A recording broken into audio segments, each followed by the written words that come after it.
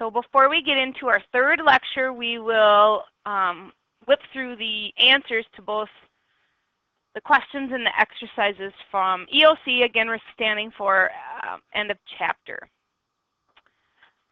It is a little bit of a blurry, I guess, digital printout, if you will, but the book gives, of course, very, very detailed answers, but we'll just hit the high points as much as we can here. Do you guys see that blue notation on your screens? Good. Or did I not connect? Okay. Thank you.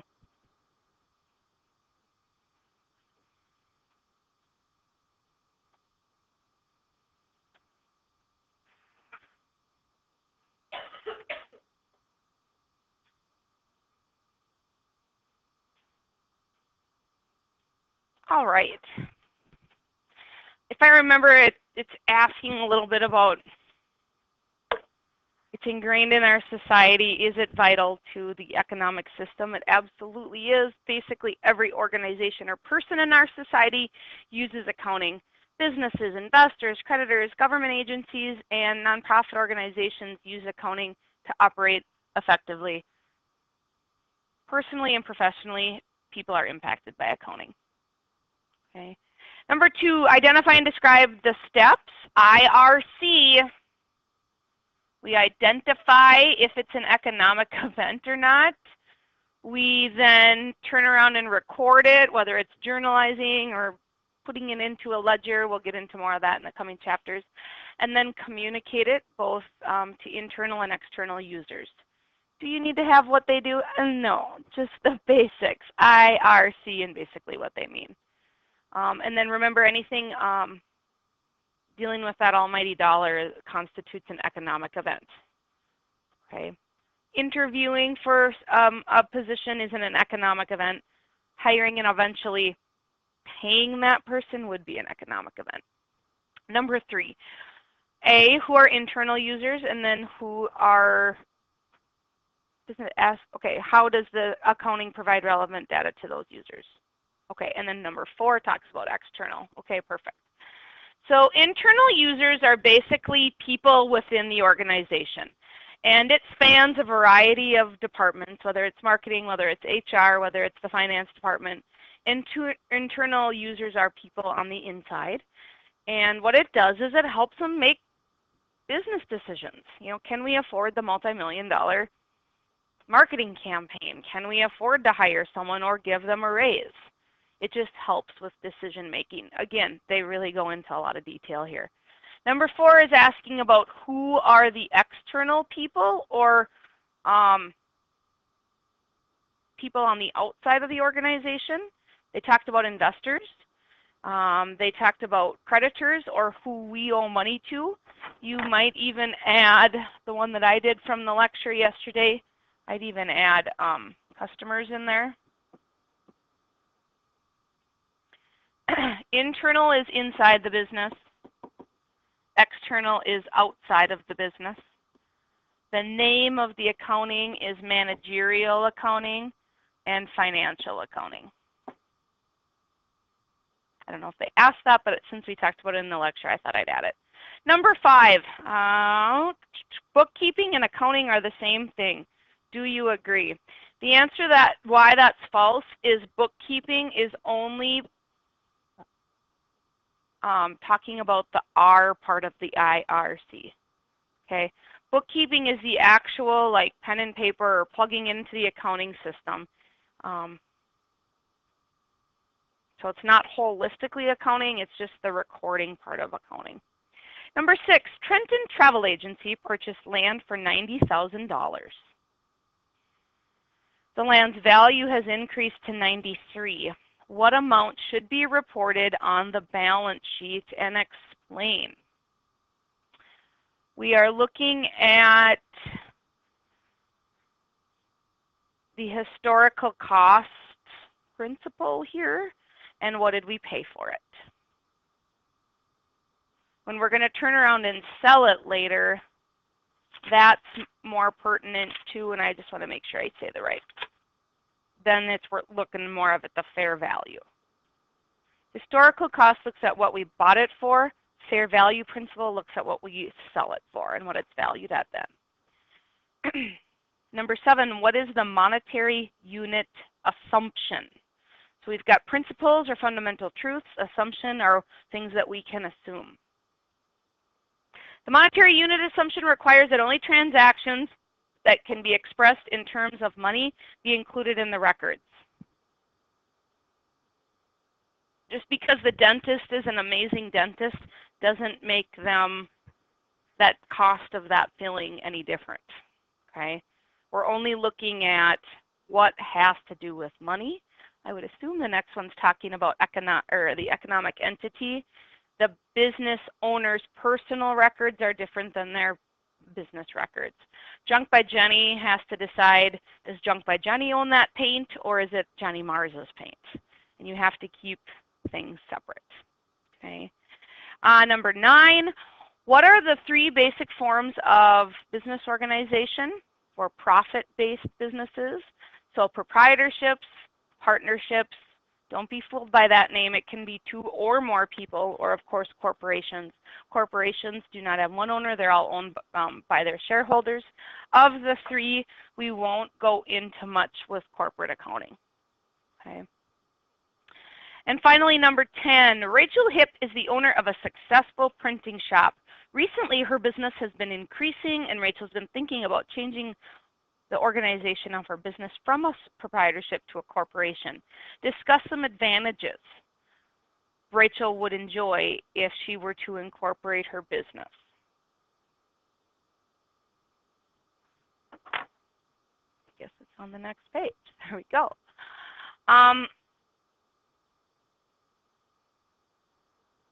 Let's say the business would flounder and be sued. Rachel wouldn't be sued. The business is a separate legal entity, so it takes a little bit of pressure off. She would be able to raise money by selling more shares of stock. The shareholders enjoy limited liability. They're not going to be personally sued for anything.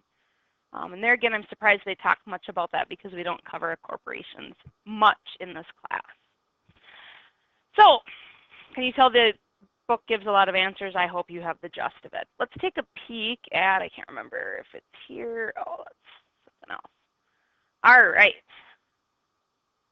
It's asking IRRC, is this identifying, recording, or communicating? Remember, the R is any of the bookkeeping type stuff relating to the money.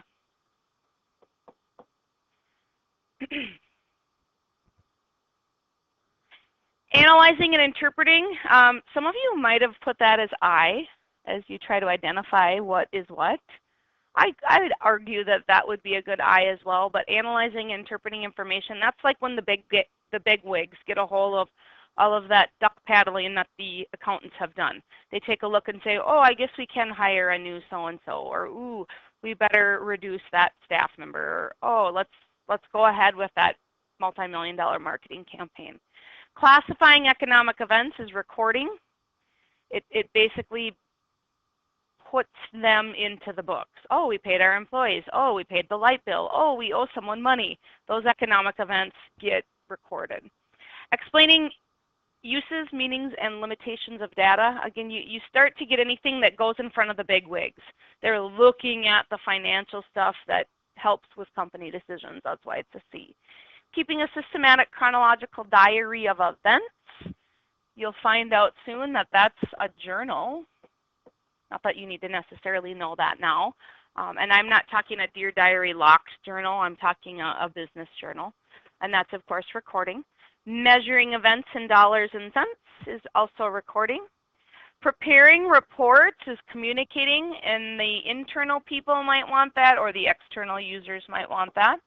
Telling the financial story, if you will. Reporting information in a standard format. You've already been touched on that, but those are financial statements. We're going to really focus on balance sheets right away in this chapter. Selecting economic events relative to the company, relevant to the company, that's I. That's identifying what needs to go in the books, what doesn't.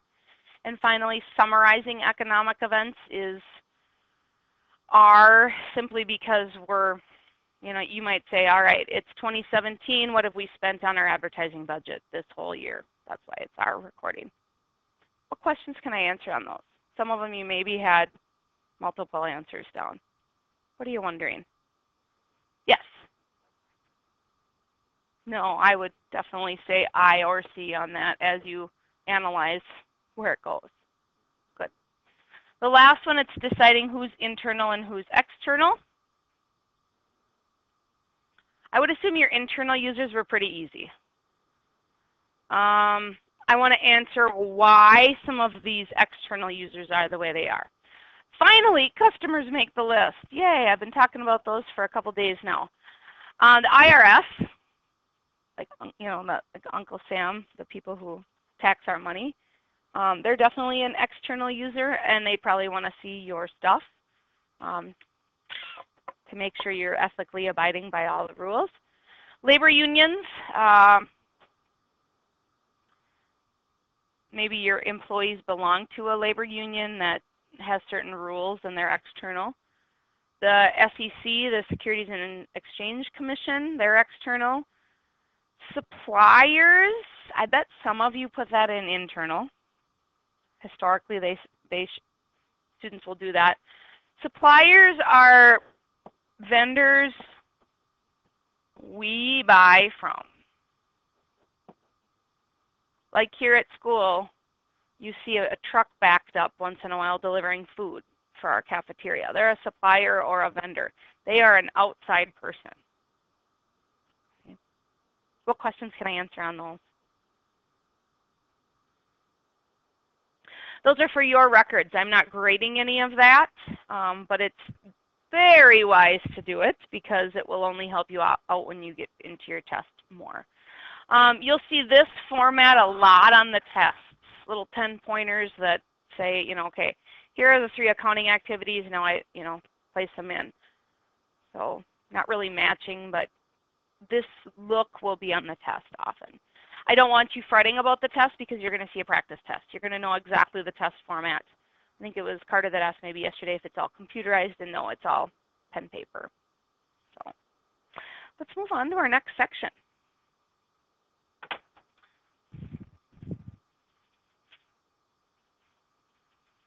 Like I said, I have another supplemental handout. We may get to it today, we may not, but when the time comes, I will. I am so excited to actually start talking accounting here with you. The professor alluded to ALLO.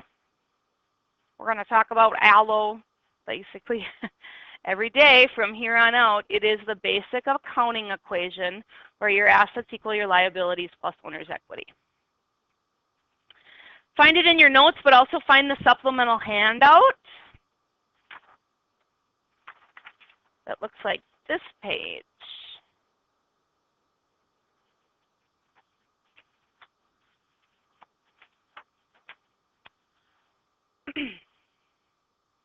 In your notes, the supplemental one that is,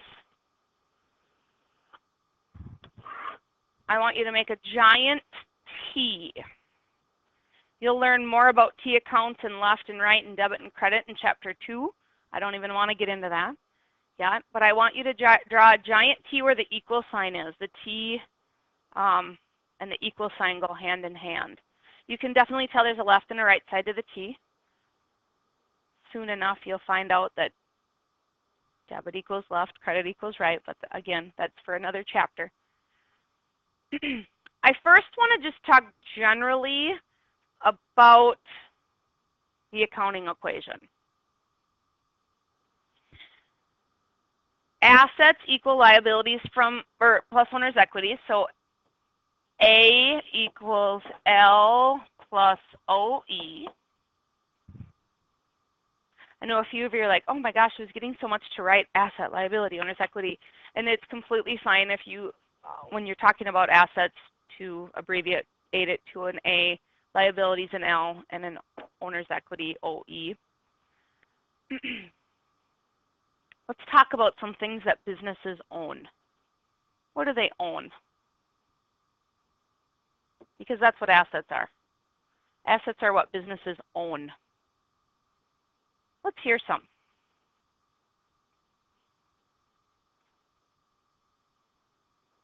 They own their chairs. Okay? They own their furniture, their desks, their tables. Okay, what else do they own? Okay? They own their inventory. Okay? Willie's owns their food. Town and Country owns their paint and their clothing and their tools, their lawnmowers. They own all of that. Good. What else do they own? I'll give you a hint. It's in the bank. It's in their tills. It's in the safe. Do they own their cash? Do they own their pens and pencils and paper and staplers and all that? They own their supplies. Here's kind of a curveball. They own their accounts receivable.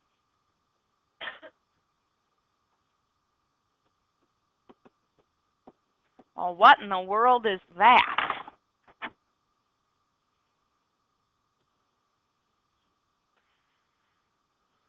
When they sell what Carter was talking about, when they sell their inventory, but not in exchange for cash, and instead the customer might say, charge me, send me a bill.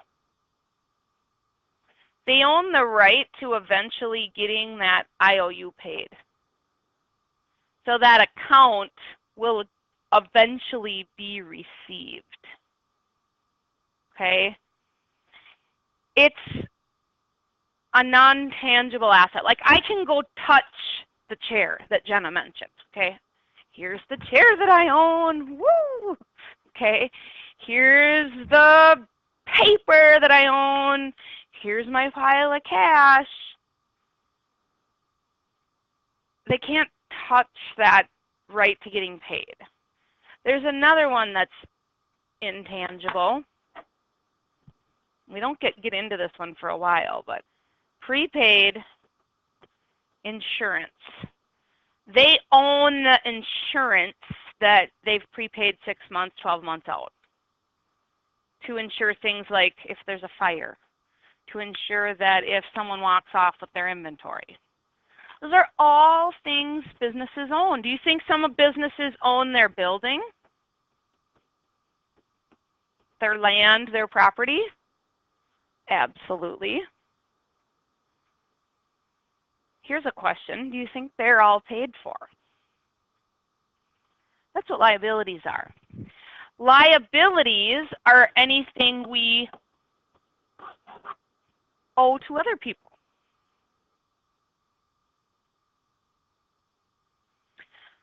Liabilities now let's think about if accounts receivable is people that we hope to get money from, what do you think they're called when we owe? Accounts payable. Very good. Accounts payable tend to be more short term. Like, oh, you ran an ad in the newspaper. Maybe you'll pay the bill next month. That's an accounts payable. Okay. They also have what are called notes payable. A little bit more long term. Do you think they're going to pay off their building in the next month? Probably not. So like receivables, payables are when we owe money to someone. Assets are what you own. Liabilities are what you owe. Owner's equity is what your worth is.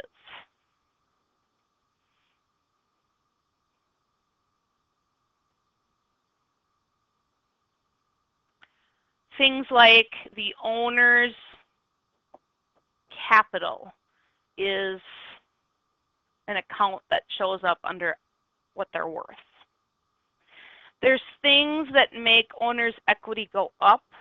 There's things that make owner's equity go down, and I'm going to get into those later on. I want to give you an example just with real dollars here, okay? If I go buy a $500,000 house, I'm going to own that $500,000 house. If I didn't pay cash for it, do I owe on that house as well? So if I own a home, it's my asset, even though it's technically not mine until that liability is wiped out. I also have a liability on that house. I think that's more of a long-term or short-term liability. It's probably a notes payable instead of an accounts payable. From a math perspective, what am I worth? 0. I'm living in my $500,000 house, but it's really not mine. If I had to liquidate today, I'd be worth nothing because I owe on my $500,000 house the same amount it's worth. Now, let's say 2-3 years down the road, and this would never happen because to get the principal knocked down is really hard to do. Okay, let's say after 2 years, I've actually got my $500,000 house, paid $100,000 on it. Do all of a sudden I have some net worth? What am I worth now? $100,000. I'm living in this $500,000 house, but I've paid some of it. So do you see how very simple the math is there? Allo, what do you own minus what do you owe equals what you're worth. Because you could, allo is A equals L plus OE. But you know math and shuffling things around. I could also do A minus what? L to equal OE. I don't want you to think about the accounting equation that way, but does it work that way too? Yeah. This is the true accounting equation. All right, let's talk a little bit more about them. Where's my clicker? We'll go with this instead. Let's talk a little bit more about assets. I wanted you to see it all holistically. Let's talk about definitions, if you will, of assets. They are resources that a business owns. Be careful about that. We sometimes know there's debt dragging behind it.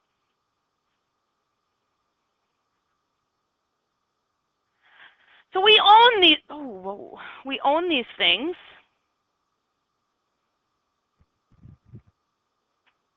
Why do we own them? Because we need them. They provide benefit to our business or a future service to our business. If I'm a florist, I probably have a delivery truck, and I need that. Whether the delivery truck is paid for or not, I own it. Okay? My overall worth is affected if I've got some debt that goes with that delivery truck.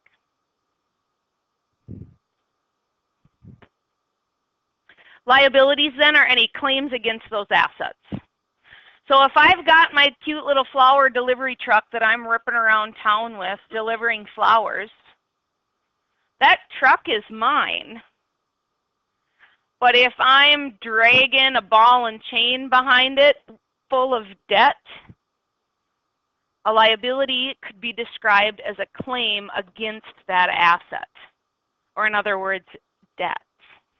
I might love my $40,000 delivery truck, but if you were asked to describe what a liability is, you could say something that you owe on or a claim against whatever asset it is you're running around with. Creditors are who these people are. If I bought this delivery truck from a loan that Bremer gave me, they're now my creditor. They're also considered one of my external users, because do you think Bremer cares about how my flower business is doing? You bet they do, because I'm dragging around $40,000 of debt that I owe them. So they become a very, very important external user, whether they buy flowers from me or not. They hope I'm selling flowers because I owe them money. We talked about that accounts payable is a little bit more short term. You know, you pay your bill to the Sun Tribune because they ran an ad, versus long term, maybe that's more of the debt on my flower delivery truck. Owner's equity then is the ownership claim on whatever the assets are worth after they've been paid for. And I love how they're referred to as residual equity. Did I have any residual equity when I showed you my $500,000 house that I bought that I haven't paid on yet? No, I was worth nothing. My residual equity was nothing. The reason it's tied to the assets, it's whatever ownership claim you have on the assets. In my second scenario, when I had my $500,000 house equaling my $400,000 payment, my ownership claim on that, really, I was worth $100K because I paid some of it. So although this $500,000 house is sitting here, my ownership claim on it's only, when I paid some on it, was only the residual, or what was left. There are two things that make it go up and two things that make it go down. Remember how I said I'd come back to this? I don't love how the chapter introduces this, because these two actually show up on what's called the income statement, but we'll cover that later. I got to go with how the book teaches it. So there's two things that make owner's equity go up. When the owner invests his own money into the business, that makes it go up. And remember what Carter talked about when we sell stuff? The owner gets to keep that money. So two things that make owner's equity go up is when the owner invests money in the business, and when money comes in from selling stuff or services. Two things that makes owner's equity go down is when the owner takes out money from the business. It's called owner's drawing. And also any expenses. When we pay the light bill, when we pay for advertising, when we put gas in our vehicles, that makes owner's equity go down.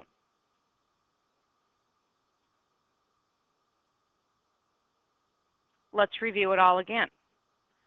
Assets are what we own, equaling what we owe, plus what we're worth.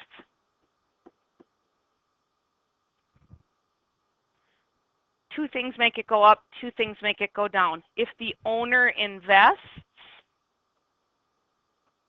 makes it go up, and any revenue that comes in from us selling stuff. Two things make it go down is when the owner withdraws, owner's drawing, and what other one? Expenses. Now these two actually show up on the income statement, and that's for another day. When you get into this realm, this ends up being the expanded accounting equation, which I think is the next slide. Yes. You see the basic, you see expanded. I still could do this, which I think that was what you originally did. Right here is the expanded accounting equation. Assets equal liabilities plus owner's equity. But if you want to tell the real story, assets equal liabilities plus capital minus drawing plus revenue minus expenses. So plus capital minus drawing plus revenue minus expenses.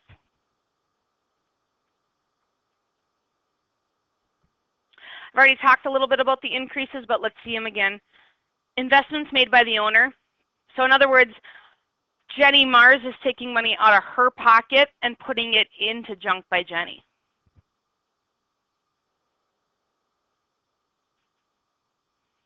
Revenues. Junk by Jenny goes to Junk Bonanza next week. Any money that comes in is going to make Junk by Jenny worth more. However, Jenny Mars wants to take some money out. Okay, maybe I want to go out for supper after Junk Bonanza. I'm going to take money out of my business and give it to Jenny Mars. Or I might have to pay gas to get to the cities. I might have to buy some more paint to finish up a project that I'm working on. Those become all expenses. Okay. So if you look at this from a Junk by Jenny perspective, I can put money into my business, take it out of my account and put it into Junk by Jenny. Junk by Jenny also earns money through the form of revenue. But Jenny Mars might want some of my money, so I can take it out of Junk by Jenny and put it in Jenny Mars's account, and then I got to pay expenses. So it's going to make my overall worth fluctuate quite a bit. Common expenses there. I'd maybe list them in your notes because we're going to need that kind of stuff. Common expenses. The biggest expense that a business has are paying their people. Salaries expenses. Maybe you rent a space. Rent expense. Utility expense, so turning the lights on, turning the air on, turning the heat on in the winter. Tax expense. I'm surprised this one's not on there. Advertising expense. I pay a lot of money throughout the year to run a website, put ads in the newspaper, having business cards. Those all become advertising expenses for my business.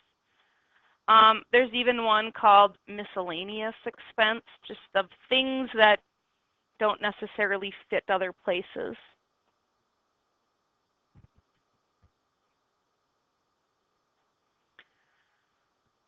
Do you want to try putting this into action? Do you want to put numbers with it? And I think if you don't understand it yet, it's going to make a lot more sense when you start putting numbers into it. Here's where I have a supplemental handout that I think you're going to like.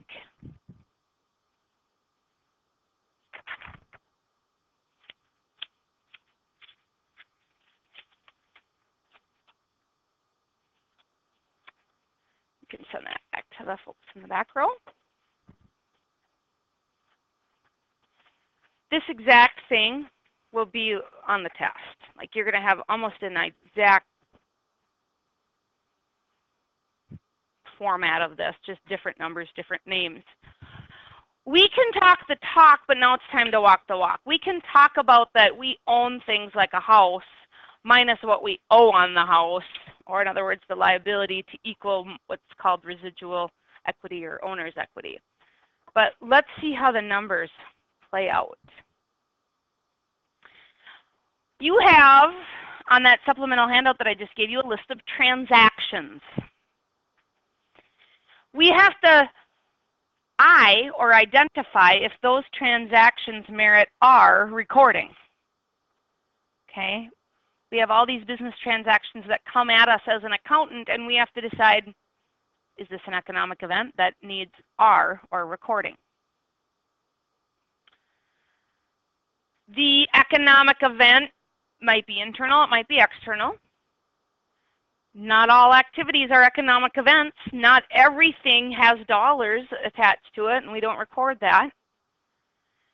And what you need to know about transactions is that they have dual effects on this bad boy. Meaning there's going to be at least two things impacted.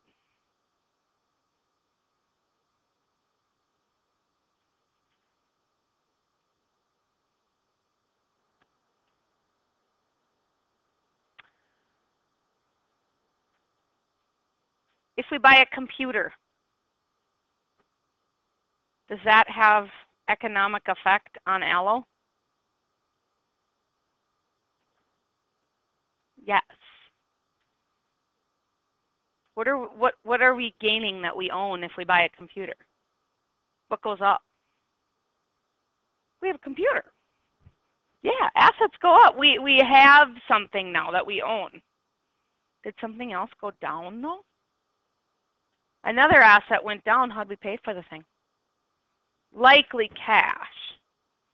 So sometimes you have to use an asset to get another asset. So and in this case, we'd see cash go down, but we'd see supplies or computer or technology go up. How about discussing a trip with a customer? You think we'd record anything there? The answer is no. Now, if we booked the trip, if we bought our customer Vikings tickets, would you see cash go down? Yeah. How about if we pay our rent? Is there money involved there in that economic event? Absolutely there is. Okay. What would you see happen to assets? Would they go up or down if we pay something? Cash is out the door. Down. Rent is a monthly expense. Would we see owner's equity go up or down? Down. So that one that's a little bit of a sting, isn't it? Assets went down and our worth went down a little bit. Do we have to pay rent to do business though? We do. We do. Do you think our customers and our employees appreciate if the lights are on? Had that said pay utilities, it's just part of doing business. You have to have the lights on. Okay? What I want to do is start doing transactions with you and show you how that affects this big giant accounting equation. Okay, can you tell that this is the standard accounting equation or the expanded accounting equation? It's expanded, okay? Do you see an equal sign somewhere? Do that with me. Draw a vertical line down from where the equal sign is.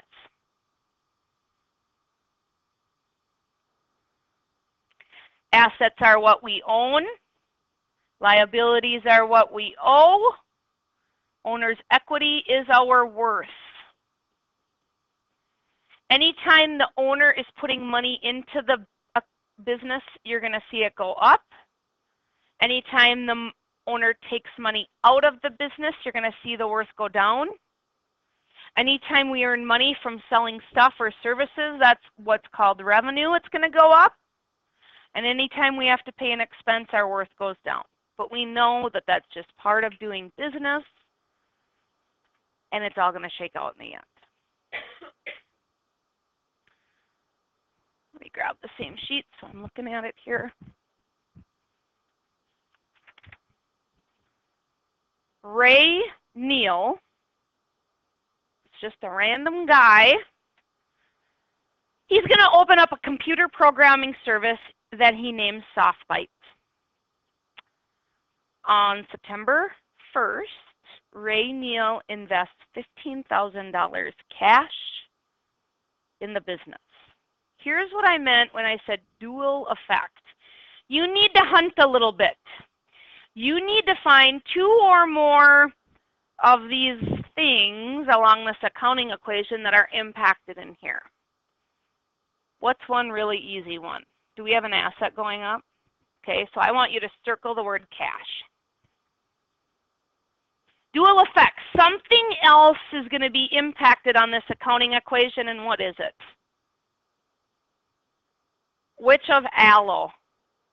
A, we already got that one. L, do we owe anyone here? OE, because he invested.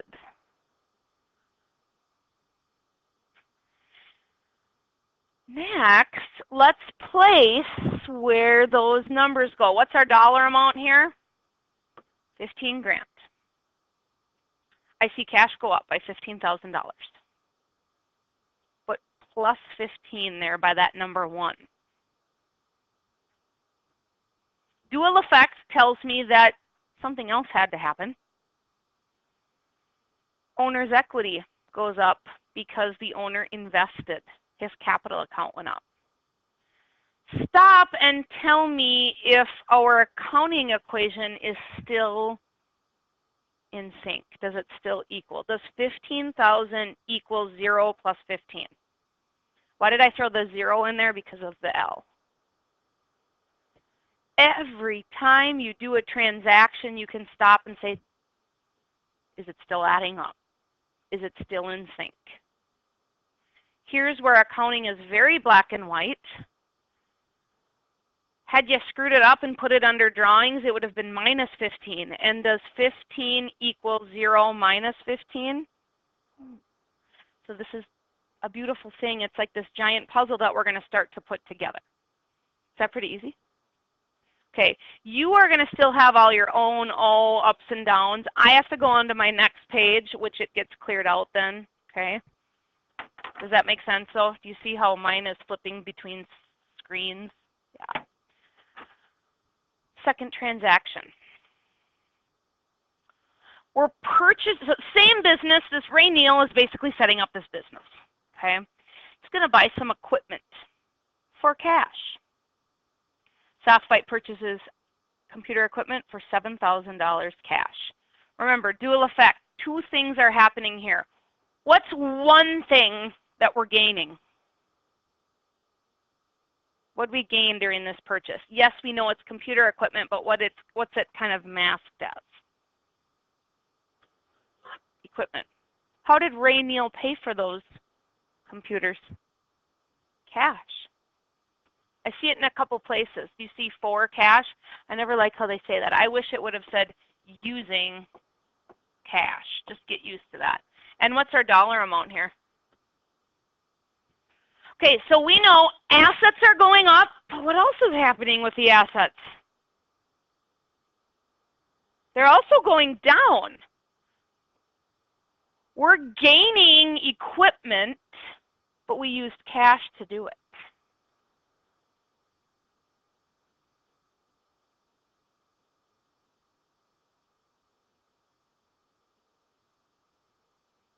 Does it still equal? Does the accounting equation still equal? If I had to stop,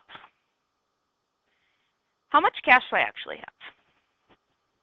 $8,000. Don't write this, but I just want you to see. If I had to stop right now, I have $8,000 cash. Do I have any other assets? Yeah, I have $7,000 worth of equipment. Equals 0 liabilities, and I'm worth 15. Does it still equal? Yes, it does.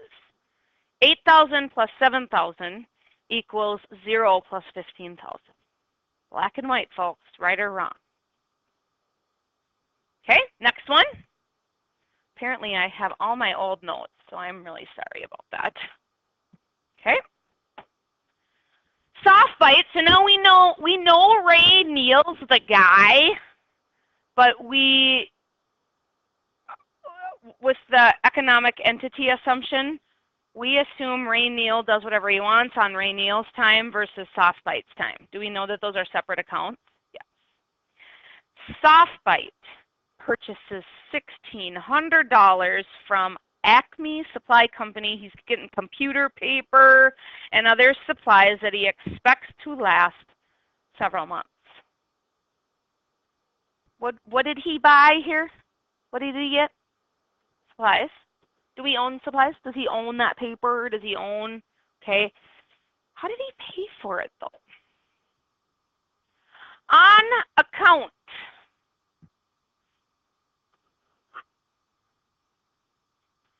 He now has some debt that he owes. Well, I see a column that says liabilities in it. Anytime we owe money, that's where it goes. Notice it doesn't say anything about cash. He did not pay with cash for these supplies. He charged it to who? Who does he owe? This Acme Supply Company for $16,000. So you will see supplies go up by $16,000. I'm sorry, $1,600. But man, does he really like, is he really worth $1,600 more just because he has, no, because we see a plus 1,600 here. Because he now owes money to someone. Could I stop and see if it all equals out? Can you tell it does? Yeah. How are we doing on time? Let's do one more.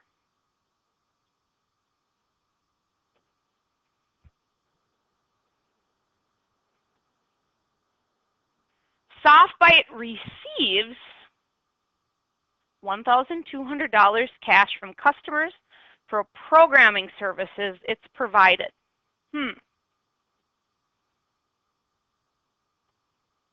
What are we thinking on that one? What's one of the obvious things that's affecting the accounting equation here? Assets. We're getting cash. How much? $1,200. Who paid for that? On account. It's covered up here by my recording software, but customers must have previously ordered some services to be done, but they didn't pay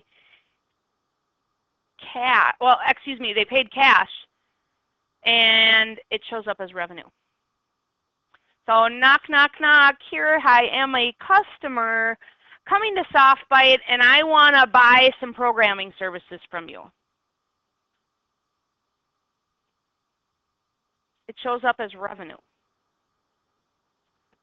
because we sold something. Yes. Because they paid cash for it. Really good question. Why wouldn't it be under AR? Had it read, SoftBite sold services on account to Megan Kirkheide. Just like remember back here when we bought supplies from Acme, it didn't say bought supplies, with the key word there is cash. Okay. Had it said sold $1,200 worth of services to Megan Kirkheide, a customer, then it would have been still revenue, but cash wouldn't have gone up. What would have gone up? Yeah. Are you starting to catch on? The key word there is cash. Carter, your question?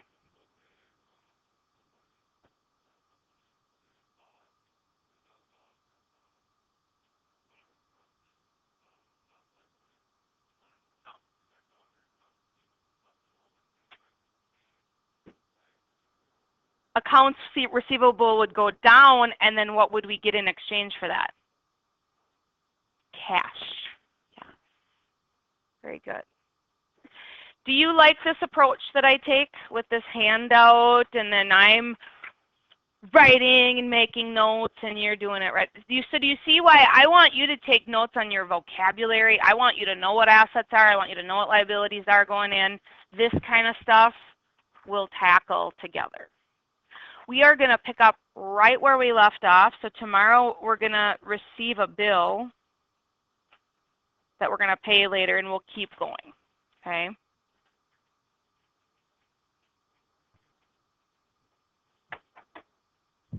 Thanks for a productive day.